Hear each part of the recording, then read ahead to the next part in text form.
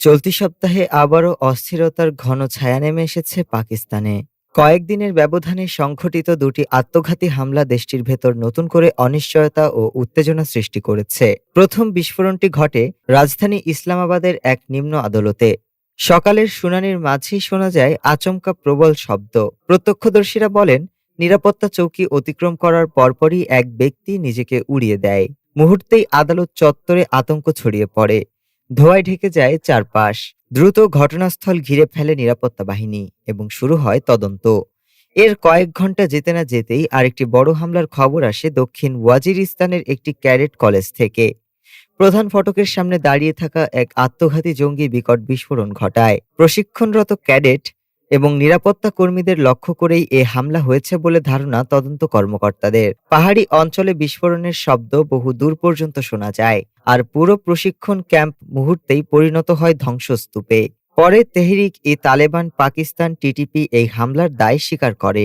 তারা জানায়, যাদের তারা অনিসলামিক বিচার ও প্রশাসনিক কাঠামো বলে মনে করেছে তাদেরই টার্গেট করা হয়েছে। একই সঙ্গে তারা নতুন হামলার হুঁশিয়ারিও দেয়। এ দুটি হামলার পর পাকিস্তানের রাজনীতি তীব্র উত্তপ্ত হয়ে উঠেছে। হামলার উৎস, পরিকল্পনাকারী এবং সম্ভাব্য মদদাতাদের নিয়ে শুরু হয় জোরালো বিতর্ক। এই পরিস্থিতিতে প্রকাশ্যে আসেন প্রতিরক্ষামন্ত্রী খাজা আসিফ। তিনি বলেন, পূর্বে ভারত, পশ্চিমে আফগানিস্তান, দুই ফ্রন্টের লড়াইয়ের জন্য আমরা প্রস্তুত।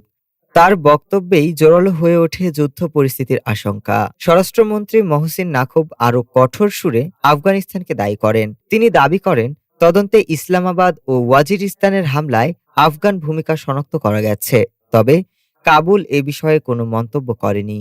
এদিকে নিরাপত্তা বাহিনী দেশজুড়ে অভিযান চালাচ্ছে। ইসলামাবাদ হামলায় জড়িত সন্দেহে 7 জনকে আটকের কথা জানিয়েছে কাউন্টার টেরোরিজম ইউনিট।